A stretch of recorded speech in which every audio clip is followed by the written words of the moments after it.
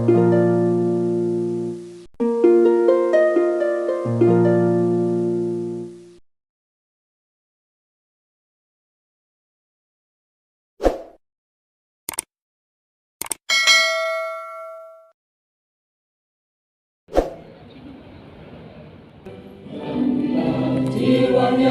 bangunlah badannya untuk Indonesia Raya. Indonesia Raya merdeka, merdeka, tanahku negeriku yang kucinta.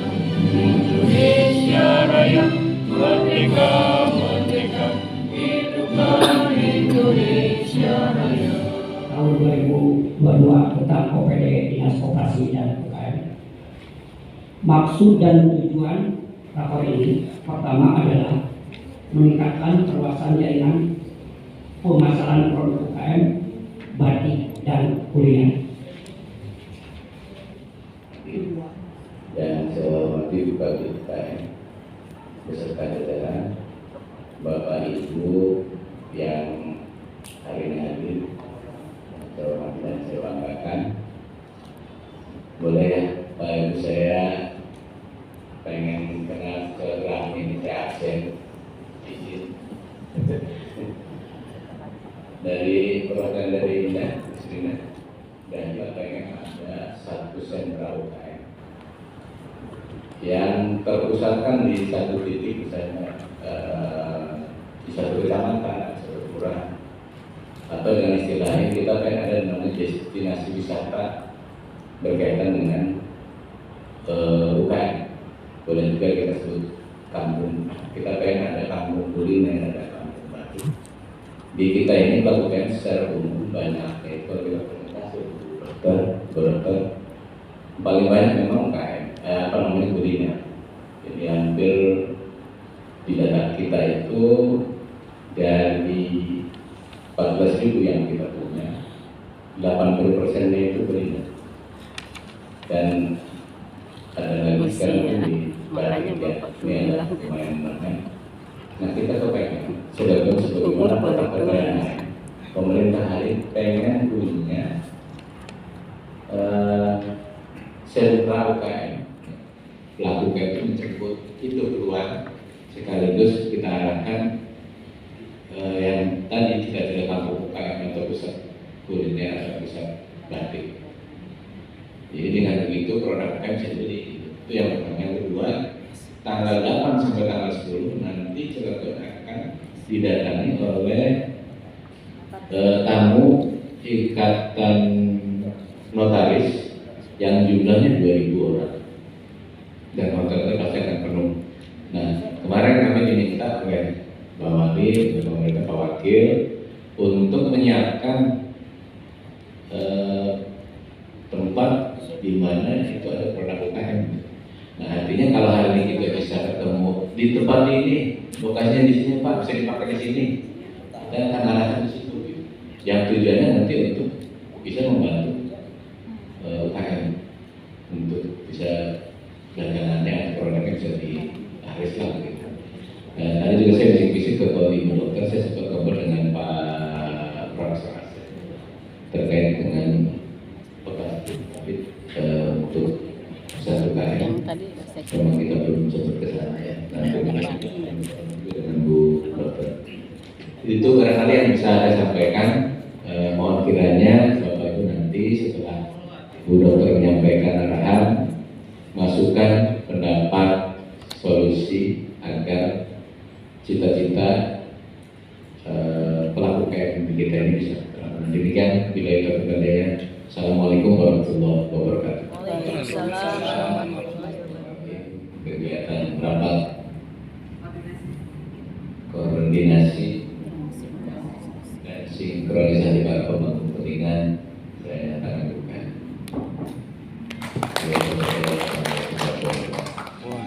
Saya hormati para pemangku kepentingan dan undangan, Bapak dan Ibu sekalian. Pada kesempatan ini narasumber akan menyampaikan paparan atau bahasan tentang upaya pengembangan batik dan kuliner UMKM khas Kota Banjar. Perlu kami sampaikan bahwa beliau adalah nama lengkap dan gelar Dr. Liza Mumtazah Damarulan SEMSI. Anak-anak mahasiswa jangan jadi pegawai tapi menjadi entrepreneur. Karena tugas kita bersama semua di hadapan kita ini nanti akan ada bonus demografi di mana usia produktif itu akan melimpah di Indonesia, khususnya di Banten. Sementara peluang kerja itu sangat terbatas. Sementara Banten ini nomor 1 pengangguran di Indonesia. Sungguh miris, Cilegon, Banten itu adalah kantong-kantong industri, tapi ternyata penganggurannya nomor 1. Ada apa ini sebenarnya? Masalahnya itu kita tuh kurang sekali mendorong atau merubah mindset baik orang tuanya ataupun mahasiswanya, generasi mudanya untuk menjadi entrepreneur gitu, menjadi wirausaha. Nah, kondisi UMKM kita, boleh itu ya, langsung di slide pertama. Kondisi ya tadi sudah. Kondisi UMKM di hampir seluruh Indonesia, kalau diamati ataupun di Cilegon khususnya memang jumlahnya itu sebenarnya masih kurang, Ibu Bapak. Jumlahnya itu kita hanya sedikit dibandingkan dengan jumlah penduduk atau usia produktif di kita. Karena mindset kita itu semuanya masih pada kerja, gitu, pekerja pabrik, pekerja kantoran, bekerja di pemerintah. Sementara roda perekonomian yang kita ketahui, semakin bertumbuhnya banyaknya entrepreneur, maka semakin menggeliat dan laju pertumbuhan ekonomi itu semakin bertumbuh dengan cepat. Nah, tugas kita bersama sebenarnya mengembangkan UKM ini, usaha kecil ini. Alhamdulillah kalau melihat perkembangannya, memang banyak sekali tumbang saat COVID terjadi. UKM kita itu banyak pertumbangan. Namun di sisi lain sebenarnya muncul usaha-usaha kecil yang lain yang khususnya terkait dengan pola digitalisasi, Bapak Ibu, yang karena tidak terbatasnya pertemuan tatap muka, sehingga mereka muncul banyak bisnis-bisnis yang memediasi kondisi tadi gitu. Dan akhirnya kita lihat sekarang ini perubahan teknologi itu mengakibatkan banyak sekali juga perusahaan yang tidak bisa mengikuti perubahan teknologi akan pertumbangan kita. Abaikan mereka yang sudah menguasai hampir tanah berapa hektar konglomerat menguasai tanah kita dan menumbuhi menumbangi pohon hutan-hutan kita menjadi kelapa-kelapa sawit sehingga tidak ada lagi putaran kehidupan. Ular akhirnya makan manusia karena tidak ada lagi babi hutan, karena tidak ada lagi ayam hutan, kera di hutan-hutan Sumatera, Kalimantan kita habis. Karena apa? Dikuasai tanah itu hanya untuk segelintir orang yang memperkaya dirinya sendiri. Terus kita bagian di mana? Apakah kita akan biarkan generasi kita menjadi kacung dan pegawai mereka, tidak punya tanah, tidak punya kehidupan yang hanya kontrak rumahnya ke depan? Alhamdulillah, kita harus rebut, kita harus kuasai, kita harus kelola tanah air kita ini, ibu-ibu, bapak-bapak. Dengan apa? Kita menjadi entrepreneur gitu. Usaha-usaha yang bergerak di seluruhnya. Jangan sampai sekarang Jepang sudah akan mengelola pertanian modern. Garam sudah dilibas, garam impor segala macam. Kita bertanggung jawab untuk itu. Kita harus bersemangat untuk mengelola tanah air ini. Jangan sampai kita hidup di tanah air kita sendiri menjadi orang asing, tidak punya vision. Dan juga kuliner kita itu luar biasa, Masya Allah. Kalau kita cuma ngerasain Thailand rasanya, mungkin Thailand ada ya, dia udah banyak kaya. Tapi kayak di Arab Saudi, kalau kita umur makanannya apa? Kalau misalnya kita ke Amerika, junk food dan lain sebagainya. Indonesia, Masya Allah, kaya sekali, Masya Allah. Cuman kita Kalau misalnya mau mengembangkan ya Pak ya, mengembangkan makanan khas daerah, isin, malu makanan orang kampung. Padahal Masya Allah, kalau kita lihat sekarang di Jawa Timur, itu makanannya khas semua. Di kita juga harus dikembangkan. Anak muda, saya mengajarkan mahasiswa saya untuk memodifikasi. Mereka harus membuat produk pangan ataupun kreativitas yang lain yang tidak boleh ada, yang sudah ada, tapi mereka kreativitaskan dengan cara meniru, amati, modifikasi. Misalnya kue satu, kenapa cuma dari kacang hijau? Kenapa nggak ada rasa strawberry? Ya kan? Kenapa kok emping cuma rasanya original? Kenapa nggak dibikin apa? Yang kita tahu, saya pernah dapat itu emping ada rasa udang, tapi bukan dikasih perasa yang sekarang instan, bukan. Tapi emping dicampur udang sedikit dikepreknya itu pas dikasih udang sama bijinya itu prek, jadi di dalamnya itu udah emping udang. Misalnya kayak gitu. Telur asin kita tahu sendiri di Brebes, tadinya kan cuma telur asin biasa, ada telur asin bakar, sekarang aneka rasa.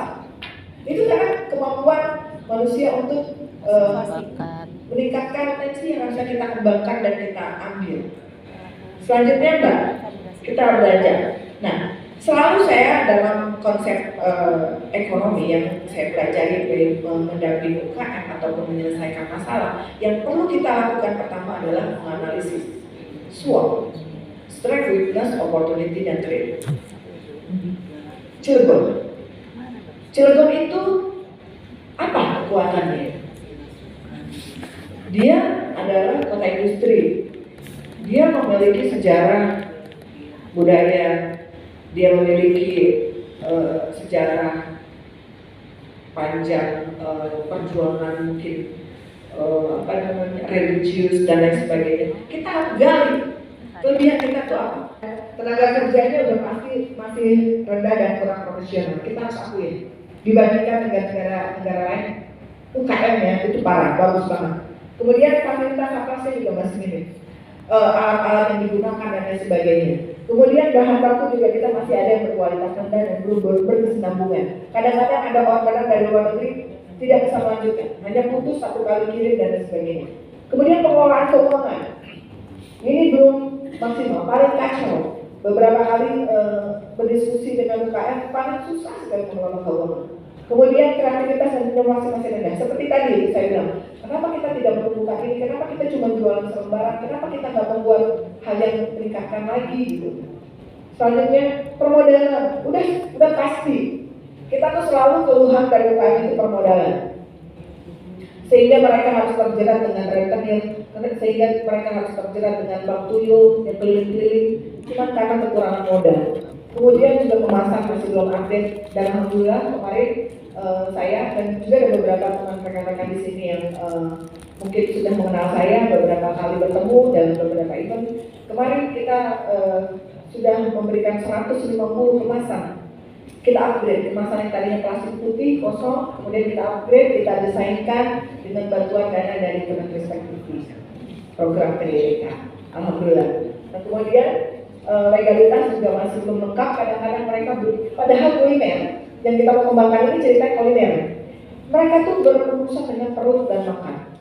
Apa jadinya kalau mereka tidak punya izin produksi? Apa jadinya kalau mereka tidak dipantau pembuatannya? Tidak ada BPOM-nya dan lain sebagainya. Jadi kalau kita memang Cilegon mau mengembangkan UKM kuliner, support daripada legalitas perizinannya harus kita dorong mereka memahami urgensi daripada kelengkapan perizinan tadi. Apa tanggung jawab kita kalau misalnya barang itu sudah keluar di luaran, kita promosikan, tidak ada izinnya? Tiba-tiba orang sakit, tiba-tiba orang keracunan, tiba-tiba orang diare, mau menuntut ke mana kita? Jadi kita harus satu kesatuan dalam mendorongnya ini. Kemudian teknologi juga masih sederhana. Kemudian perluasan pasar masih terbatas, penjualan itu putaran Banten mungkin. Tapi beberapa UKM sudah berani dengan menjual online sehingga pasarnya tidak lagi hanya di dalam negeri, malah keluar negeri, tidak hanya di Banten. Nah, ini solusinya diantaranya kalau menurut pembahasan kita bersama sebenarnya, kita lakukan analisis tadi semua. Setiap bisnis kita, setiap lingkungan kita di Cilegon, kita harus menganalisis mana yang menjadi poin kekurangan, kelebihan, opportunity dan tantangannya. Kemudian setelah itu apa? Kita lakukan pendampingan dan terus temani rekan-rekan UKM agar bertumbuh. Masalah-masalahnya apa? Jangan bosan terus. Dan mereka tuh sebenarnya tidak butuh pelatihan yang sekali selesai. Mereka tuh perlu didampingi continuous, didampingi secara apa? Berkesinambungan. Jangan dilepaskan karena mereka termasuk yang ya rentan gitu ya. Kemudian ya ini tadi yang sekarang kita laksanakan bersama, kita perlu sinkronisasi dan kerjasama semua ini dengan stakeholder. Dari perbankan, mudahkan mereka mendapatkan bantuan keuangan, kemudian dari apa ini lembaga-lembaga NGO. Ayo kita sama-sama dorong pertumbuhan UKM ini.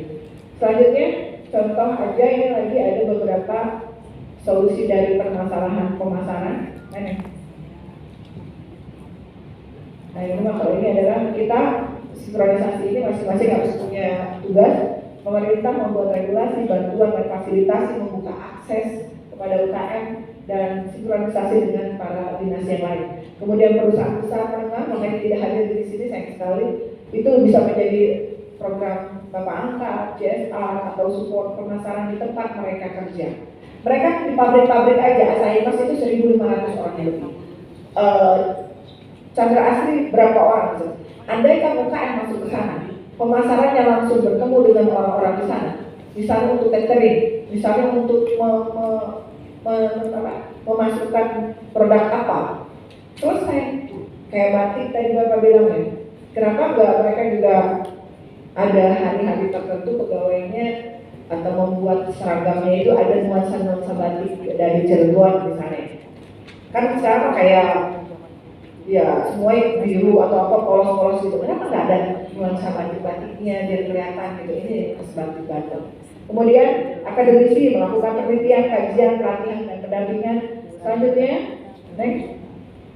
Kalau lembaga pendampingan banyak sekali di sini NGO yang concern terhadap pengembangan UKM. Ayo ikut himpunan-himpunan, ada Hikindo, ada Gikindo, ada Kadin, ada dan sebagainya. Kemudian komunitas-komunitas bisnis, perkumpulan masyarakat, ibu pengajian dan lain sebagainya, semua didorong untuk menumbuh kembangkan kewirausahaan dan usaha kecil. Ini salah satu solusi pemasaran, tentukan segmen pasar, buat brand, buat produk yang khas, digitalisasi pemasaran, dan harus ada showroom produk UKM. Ibu pernah lihat ada oleh-oleh yang di Metro? Itu mahasiswa saya itu. Mahasiswa saya dulu mendapatkan bantuan kewirausahaan, dia melakukan bisnis, memang keluarganya juga hobinya berbisnis, dan akhirnya terwujud. Why kita dengan dukungan dinas, kenapa nggak bikin itu di pinggir jalan? Kenapa perusahaan besar tidak support berikan lahan KS misalnya ada yang nganggur, banyak aset-aset pemerintah yang tanahnya nganggur, kenapa nggak dipakai? Kenapa nggak dibikin tempat sekalian pelatihan, sekalian kalau ada pelatihan untuk UKM, sekalian tempat konsultasi UKM, sekalian tempat jualannya UKM. Kayaknya bank bisa support nih di tempat-tempat strategis. Oleh-olehin aja mahasiswa bisa bikin sukses seperti itu. Kenapa? Salah satunya adalah dengan media sosial, diviralkan. Di sini ada tempat oleh-oleh. Sebenarnya 5 menit lagi. Oke. Sebenarnya bisa aja yang tadi Bapak bilang di Untirta, di kampus Untirta. Cuma kita harus kalau tempatnya masuk begitu ke dalam, tidak di pinggir jalan, itu harus kita hubungkan dengan media sosial. Mudah-mudahan tempatnya bisa kita eksekusi ya. Selanjutnya ini program strategis yang ternyata sudah dilaksanakan ya Pak ya. Kayak pemetaan UKM apakah sudah dilaksanakan Pak? Jadi memetakan kecamatan ini unggulnya di bidang apa? Tadi kan Bapak pengen sentra ya. Nah itu berbasis pada keunggulan di wilayah-wilayahnya. Atau misalnya yang saya dengar kemarin kita juga melakukan pembentukan sentra Pak. Ada sentra yang bikin bantal, Ada. Nah, itu kalau di Jogja, dulu saya pernah di Klaten, ada kampung pertamanya cuma 1 orang membuka tempat pemancingan.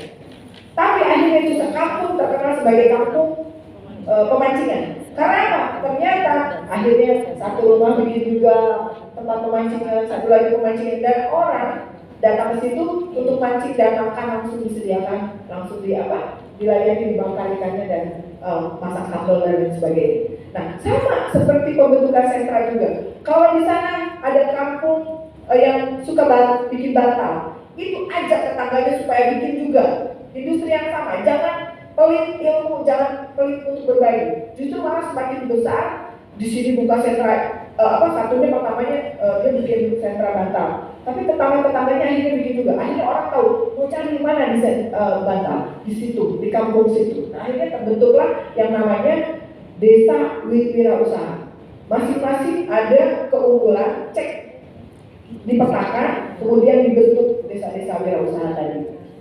Pembentukan sentra-sentra UKM, pembentukan koperasi di masing-masing sentra tadi, sehingga masyarakat tidak perlu lagi terjerat rentenir, tidak perlu susah mendapatkan dana. Karena pengalaman saya Bapak Ibu sungguhan real. Koperasi keluarga tadinya arisan, sebentar bedanya. Tadinya arisan doang Bu, cuma iuran 20.000 sebulan, sekali masuk 100.000. Beli ongkos pertama kali ngumpul hanya 20 orang kan, itu bisa ngasih duit 500.000 pinjaman.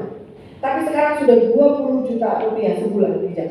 Tidak pakai bank, hanya mengulirkan uang dari anggota.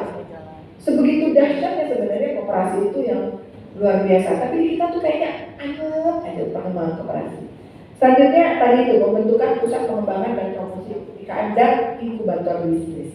Why perlu ada inkubator bisnis? Karena inkubator bisnis itu adalah tempat dari mana melahirkan wirausaha-wirausaha baru, juga tempat untuk membina para UKM yang perlu bantuan-bantuan melalui inkubator bisnis tadi. Terima kasih banyak Bapak Ibu, demikian kita bisa sharing dan kita ketemu kunci untuk menyelesaikan permasalahan tentang UKM di Kota Cirebon. Terima kasih. Wassalamualaikum warahmatullahi wabarakatuh.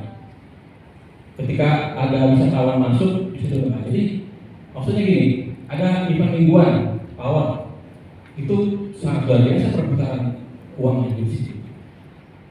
Event hariannya apa? Event 3 bulannya apa? Skala nasionalnya apa? Itu harus kita bicarakan bareng-bareng supaya apa? Semua yang ada di sini, pelaku-pelaku usaha yang ada di Kota Cirebon terus bergerak Bu. Akhirnya mereka punya semangat untuk ada tempat, ada market. Nah itu yang penting. Mungkin ini masukan dari kami sebagai PHRI banyak peluang. Dan di PHRI juga data salah satu dari data itu. Data itu saya begitu baru 2 tahun yang lalu saya berpikir hotel restoran aja kita ngumpulin datanya sulit. Akhirnya inisiasi kita bikin website. Kita daftar, awalnya ada pungutan, enggak saja dulu. Yang penting kalian daftar dulu aja, yang kita dulu. Masalah pungutan akan di belakang. Untuk apa? Kita ngumpulin data. Karena ada beberapa pengusaha itu yang takut dengan regulasi. Dan itu yang kita kasih pemahaman. Itu aja sih ya Bu, Pak Hadis, Bu Kabit, dan Bapak sekalian, bahwa kita yang paling utama adalah mengumpulkan pajak-pajak menjadi satu. Itu yang paling penting. Terima kasih. Wassalamualaikum warahmatullahi wabarakatuh. 5 tahun untuk produknya investasi. Dan kemudian selain KUR, kita juga punya kredit program yang namanya BJB Mesra. Cuma untuk BJB Mesra, kebetulan kita juga pernah bergaining sama tim Jubel, kita sosialisasi ke setiap kecamatan. Terima kasih sudah memberi kesempatan kepada kami, Bapak dari PLN izin menyampaikan. Sebelumnya yang terhormat Bapak Kadiscop UKM, Ibu Kabit UKM serta Ibu narasumber dan peserta yang hadir pada siang hari ini. Mohon izin Bapak Ibu, kami memperkenalkan diri, kami dari PLN Saya sebagai perwakilan dari PLN Cilegon, ya, sebagai penanggung jawab kehandalan kelistrikan yang berada di wilayah Kota Cilegon. Di sini kami membawa, jadi kalau PLN Cilegon ini kan unit layanan ini ya. Jadi kami ada cabangnya di Banten Utara, posisi kantornya itu ada di Serang. Di sini kami membawa Asman KKU, Pak Muhta, dan juga rekan-rekan dari PLN UID Banten. Jadi untuk Cilegon dan Banten Utara ini pusatnya kami ada di PLN UID Banten, itu lokasinya di Tangerang. Kebetulan yang kami bawa ini adalah di bagian CSR-nya dari PLN, ada Pak Reki dan Pak Adi yang hadir pada siang hari ini. Terima kasih Bapak Ibu sudah memberikan undangan kepada kami di PLN Cilegon sehubungan dengan CSR yang ada di PLN. Kami mempunyai program yang namanya TJSL, yaitu program tanggung jawab sosial dan lingkungan.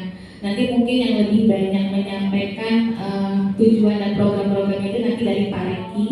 Cuman pada intinya kami yang di Cilegon ini siap berkolaborasi dengan pemerintah kota, karena pada intinya kami juga sudah jalan beberapa PLN secara garis besarnya sudah berkoordinasi, berkolaborasi dengan pemerintah kota dan untuk wilayah Banten ya Bu ya. Memang untuk di Cilegon ini kita masih belum ya, tapi udah ada yang masuk ya Pak ya.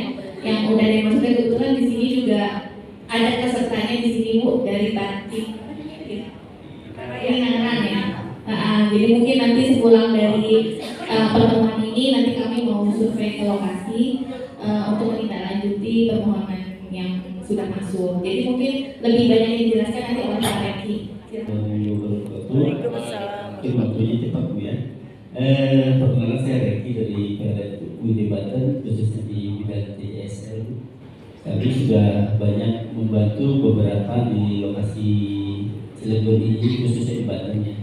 Namun untuk di tahun 2023 ini alhamdulillah Pak Kadis sebelum kita mengadakan pertemuan rakor ini, kami sudah ada usulan untuk ke pusat Pak pengajuan bantuan kampung kawasan batik Pak.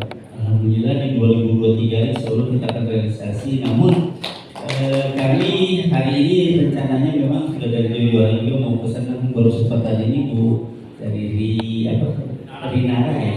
Insya Allah, jadi kami informasikan di TJSL Bapak Ibu, kami lebih mengembangkan adalah ekonomi usaha kemasyarakatan. Kami berharap bantuan-bantuan kami nanti kalau memang ada dari Bapak Ibu yang mempunyai program yang nanti akan berkelanjutan untuk meningkatkan ekonomi kemasyarakatan, mari kami dukung Bapak untuk kami bantu nanti programnya. Namun program kami biasanya diajukan di tahun sebelumnya Pak. Jadi ketika ada RKA, penyampaian RKA Bapak Ibu itu di bulan-bulan Juni atau Juli untuk kita realisasikan nanti di tahun berikutnya. Jadi Bapak Ibu kalau memang ada program-program yang bagus, yang baik, banyak sih usaha-usaha yang kita akan kembangkan di Banten ini. Kalau memangnya ada silakan. Mengenai di pendidikan juga ada ya Mas ya, sektor pendidikan, sektor ekonomi atau UMKM, ibu pembinaan UMKM. Namun kalau untuk UMKM kita sudah tidak ada lagi bantuan-bantuan yang berupa pinjaman. Jadi kami BUMN menyerahkan semuanya ke BRI.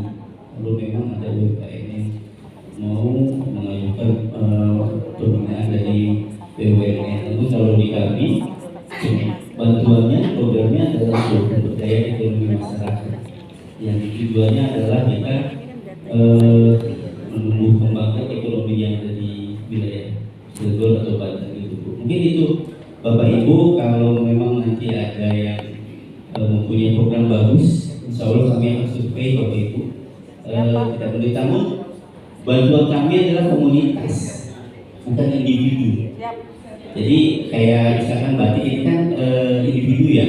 Namun kami ingin awal dari tujuan dari PLN itu adalah ya tadi sama dengan Bapak mau ada batik yang ada di Cilegon ini lebih bagus. Saya kalanya nanti ada. Mungkin itu Bapak Ibu yang bisa disampaikan. Terima kasih Pak Kadis. Wassalamualaikum warahmatullahi wabarakatuh.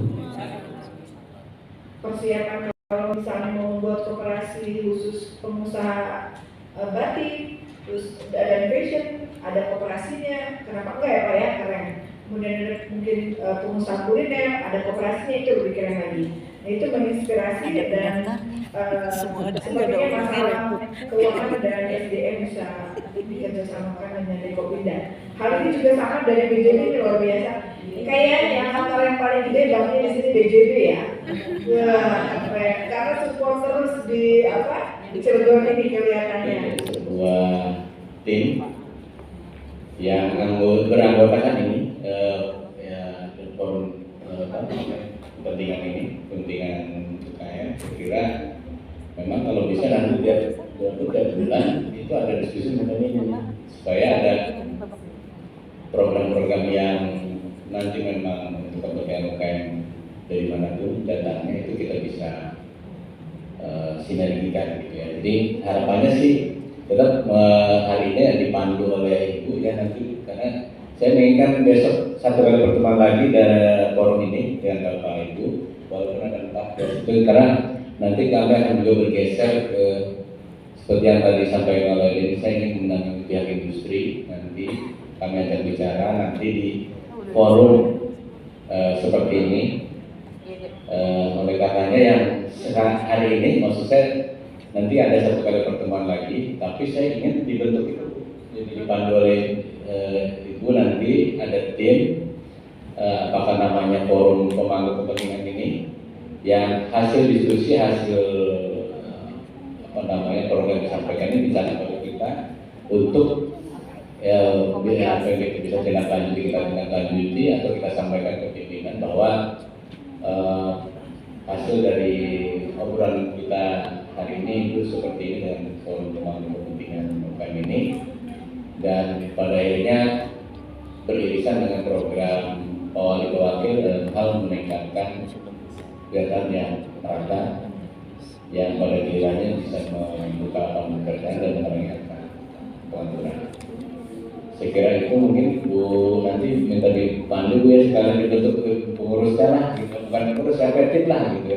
Seperti yang disampaikan oleh saya dari Pak Kang Baktiar, memang ini harus ada pertemuan-pertemuan berikutnya, dan kalau kemudian ya anggap ini mungkin kita mulai mencoba membangun kebersamaan dalam arti memang memajukan UKM ini tidak bisa sendiri, harus kolaborasi dengan semua pihak yang terkait berkepentingan. Mungkin itu, terima kasih atas kehadirannya. Nanti kalau nanti ada kembali ya mohon kehadirannya supaya apa yang kita diskusikan hari ini kita masih banyak yang disampaikan sehingga kita bisa merumuskan lah apa saja yang kita diskusikan hari ini dan bisa berkontribusi untuk kepentingan kepada UKM. Oke, itu dari kami Wilayah. Assalamualaikum warahmatullahi wabarakatuh. Waalaikumsalam warahmatullahi wabarakatuh.